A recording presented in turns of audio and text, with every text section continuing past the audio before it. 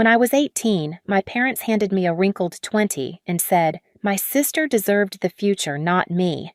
No whisper, no hesitation, just a verdict in the rain. My father's voice was steel. My mother's hand was cold, and the door clicked shut behind me like the world had decided I wasn't worth keeping.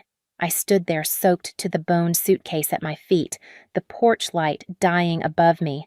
5 years later, that same light flickered again, only this time I was the one behind the desk, and my sister was the one asking for a chance. Before I tell you how the circle closed, tell me where are you listening from, so I know I'm not the only one who's ever been told they didn't deserve a future.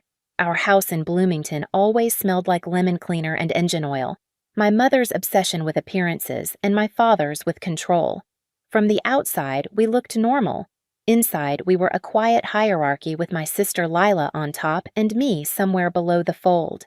Dad Martin Avery ran a small auto shop after leaving his teaching job. He believed sweat was proof of worth.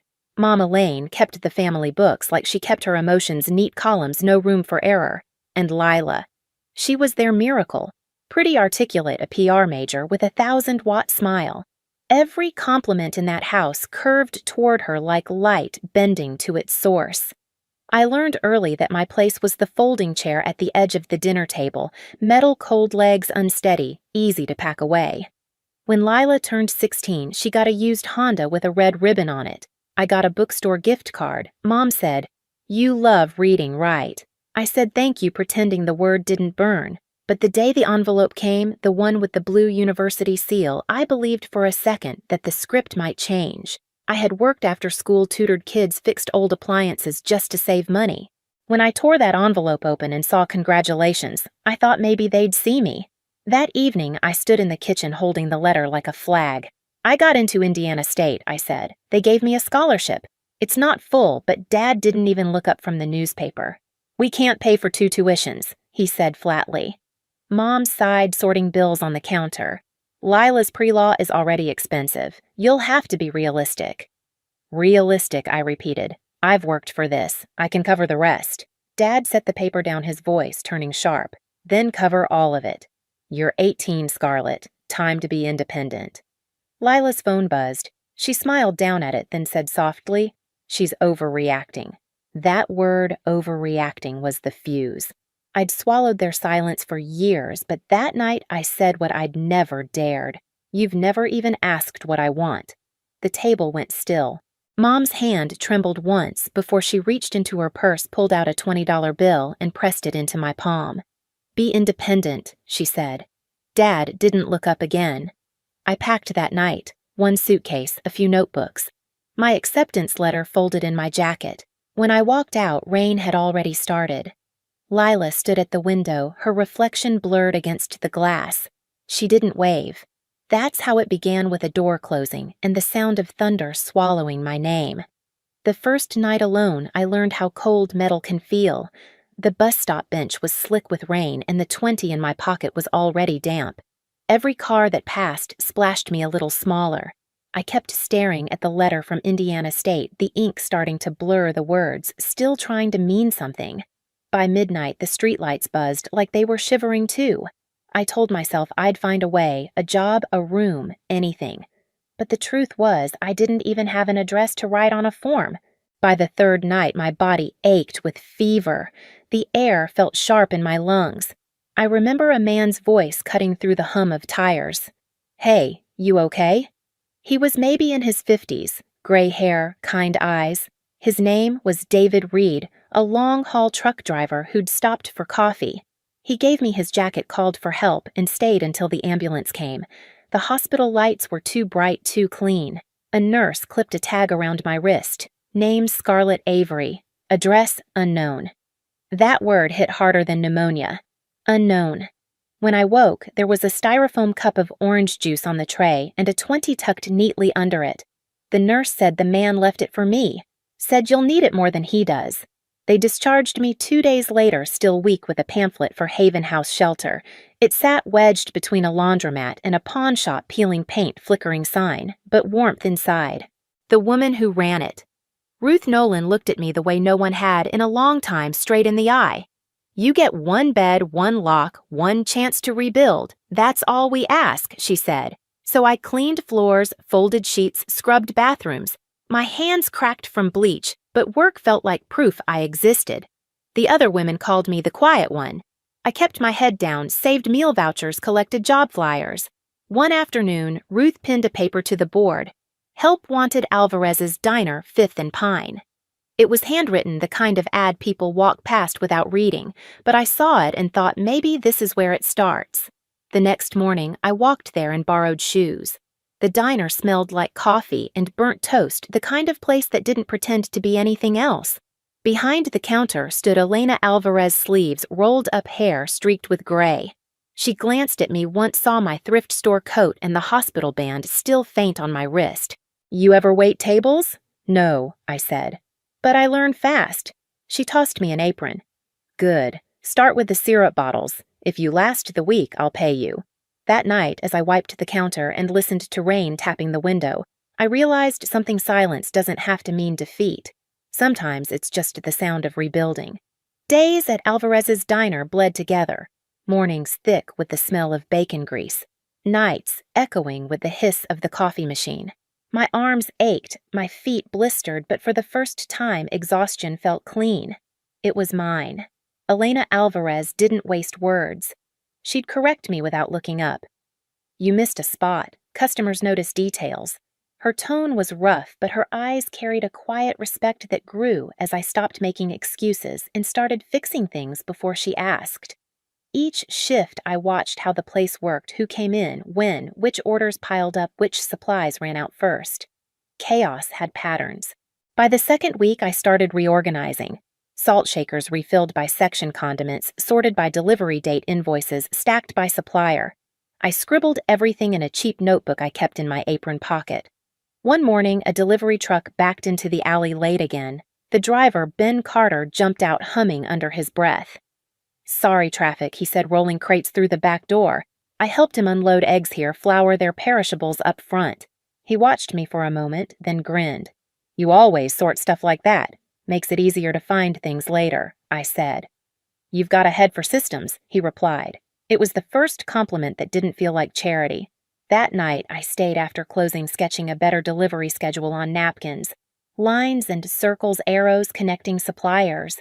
When Elena found it on the counter the next morning, she studied it for a long moment. You did this. I nodded, nervous. She folded it and slipped it into her apron. Keep thinking like that. The world runs on chaos. People like you keep it moving. Weeks turned into months. The diner became a living lesson in logistics. I built spreadsheets on the shelter's old computer tracking supply flow mapping routes, calculating hours. When Ben's truck broke down one day, I rearranged the week's deliveries over the phone. Everything arrived on time. He called me the human GPS. It made me laugh, but it also made something inside me shift. Maybe I wasn't rebuilding my life, maybe I was designing it. When Everline Freight opened a clerk position, Ben brought me the flyer himself. You'd be perfect for this, he said. I hesitated. They won't hire someone without a degree. Try anyway, he insisted. So I did. I printed a 2-page resume that smelled faintly of diner coffee. The manager, Tom Whitaker, asked simple questions: organization, communication, problem solving. I answered honestly, no embellishments. He leaned back, studying me. You've got no degree, but you've got instinct. We can work with that. That sentence changed everything. At Everline, I learned what control felt like: systems roots data. The world finally had structure, and I could read it. Within a year, I became the one rewriting those routes, fixing the inefficiencies no one else saw. That was the moment I understood I didn't need their table. I was building an entire network. It took 5 years to turn that diner notebook into an empire. Emerge Operations Group started as a borrowed desk in a drafty office above a print shop, just me and a second-hand laptop. Every invoice, every call, every sleepless night was one more brick in the wall between who I'd been and who I was becoming. By 23, that wall had a skyline view of Seattle. My company trained small businesses to run like giants. Fair pay, efficient systems, no wasted potential. I kept a few reminders framed on my office wall, the hospital wristband marked unknown address. and the wrinkled $20 bill my mother had pressed into my hand, a relic of what it cost to be forgotten. That morning, Maya, my HR manager, appeared at my door with her tablet. New candidate for the operations coordinator position, she said. Strong background, 3 years in PR logistics. She paused, squinting at the screen. Name's Lila Avery. For a second, I thought I'd misheard her. Then the air shifted heavier somehow. I didn't look up. I just said schedule her for Tuesday. Tuesday arrived with steady rain, soft and rhythmic against the windows. I came in early, straightened the papers on my desk, then stared at the framed 20. The ink had faded into a ghost of green, but the memory was sharp as ever. At 9 on the dot, Maya knocked once before opening the door. She's here. Send her in. The click of heels on the polished floor. That same confident rhythm I'd once envied when she used to walk down our hallway in Bloomington basking in our parents' attention. When the door opened, Lila stepped inside, composed, elegant hair pinned the same way Mom used to do it for her recitals. She smiled politely. Good morning. Morning, I said. Please have a seat. She didn't recognize me. Of course she didn't. To her, I was a ghost wearing success like armor. Maya did the formal introduction, unaware of the history bleeding into the room. This is Ms. Scarlett Avery, founder and CEO. The name landed between us like a spark. Lila blinked, a small tremor passing through her fingers as she adjusted her folder. Avery, she echoed softly, unsure whether to connect the dots. I gestured toward the chair. Let's begin. Her resume was solid on paper at least. She spoke about project management, team coordination, leadership under pressure. Every word was rehearsed, a mask she'd probably worn for years. I listened, letting silence fill the gaps between sentences until she began to shift in her seat. Finally, I asked, tell me about a time you had to handle conflict. She hesitated. Well, at my last company, there was a staff dispute. I had to enforce fairness, make sure everyone got what they deserved. I leaned forward, elbows on the desk. Fairness, I repeated, my tone, calm, measured. That's an interesting word. What does it mean to you? She met my gaze, the first flicker of confusion in her eyes. It means making sure everyone has the same chance. Everyone. Yes, she said quickly. Everyone. The word hung there sharp and unsteady. Then her eyes drifted to the wall behind me. She saw the frames, the wristband, the 20. I watched the exact moment recognition dawned. Her breath caught. The color drained from her face. Her voice cracked. Scarlett. The sound of my name from her mouth felt both foreign and familiar. I leaned back in my chair. We're here to discuss your qualifications, I said evenly. For a second, she couldn't speak. Her hands trembled as she closed the folder on her lap. I didn't know. I thought that I didn't survive. I finished quietly. Her eyes filled. We were told you left. I wanted to. I cut her off with a small shake of my head. This isn't about the past, Ms. Avery. This is a professional setting. She swallowed hard, trying to find her footing again. You've done. Well, she managed. So have you, I said softly. You've learned how to sound sincere. The room went silent, except for the rain whispering against the glass. I didn't mean she started, but I raised a hand. I'm not angry, I said. Anger was a luxury I couldn't afford. I built something instead. Her tears broke then, quick and quiet. Mom and Dad, they miss you. They regret everything. I studied her for a moment, every piece of the old hierarchy replaying in my mind, her ribboned car, my folding chair, her applause, my silence. They made their choices, I said finally. And so did you. Lila's voice dropped to a whisper. I didn't stop them. I should have. You didn't have to, I replied. That's the thing about silence. It's complicity dressed as comfort. She nodded slowly, the weight of years pressing down. Are you going to hire me? I looked down at her resume, then back at her. That depends, I said. Can you follow leadership that values fairness over favoritism? I can try. Good, I said, because that's the only thing we build here, fairness. When she left, Maya slipped back in, uncertain. So, what do you think? I glanced at the window. Rain streaked the glass in silver lines, just like that night 5 years ago. Give her the position, I said finally. Maya blinked. You're sure everyone deserves a chance, I murmured, even the ones who once denied you yours. That evening, after the office emptied, I stood by the window watching the lights blur through the rain. Somewhere out there, my sister was driving home, probably replaying every word, maybe realizing that forgiveness doesn't always sound like mercy. Sometimes it just sounds like boundaries. I touched the frame on the wall, the $20 bill flattened and fragile under glass. They gave me a door slam, I thought. I built an open one. The phone buzzed on my desk, Mom calling. I let it ring once, twice, then pressed silence. The sound faded, replaced by the hum of rain and city noise below. For the first time in years, the silence didn't feel like absence. It felt like peace. The next morning, sunlight broke through the clouds, turning the rain on my office window into a shimmer. For once, the city looked calm, like it had exhaled with me. Lila showed up for her first day early nervous, carrying a notebook instead of pride. When I passed her in the hallway, she stopped. "Thank you for giving me a chance," she said softly. I nodded. "Earn it," I replied, not unkindly. She smiled faintly, like someone relearning a language they used to speak.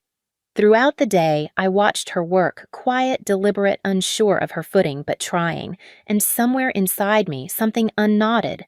Not forgiveness exactly, just release. Later, when the office was empty again, I stood at my desk and looked at the three things that built my life: the hospital wristband, the $20 bill, and the company logo framed between them. They once marked failure, pity, and survival. Now they meant legacy. I picked up the framed 20, my reflection blending with it in the glass. Unknown address was no longer who I was. I had roots now, a company, a purpose. I placed it back carefully, turned off the lights, and whispered into the quiet, "The debt's been paid, in full." That weekend, I drove back to Bloomington for the first time in 5 years.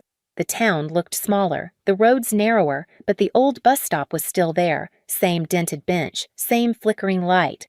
I laid a small bouquet on the seat, then placed the framed 20 beside it. "This is where they ended me," I whispered, "and where I began." The air smelled like wet pavement and second chances. I stood there for a long time, not waiting for anyone to show up, just listening to the rain hit the metal roof. It didn't sound cruel anymore. When I turned to leave, dawn was breaking pale gold, spilling over the empty street. Because everyone deserves a future, even the ones told they didn't. If this story found you, share it. Tell me where you're listening from. You're not alone.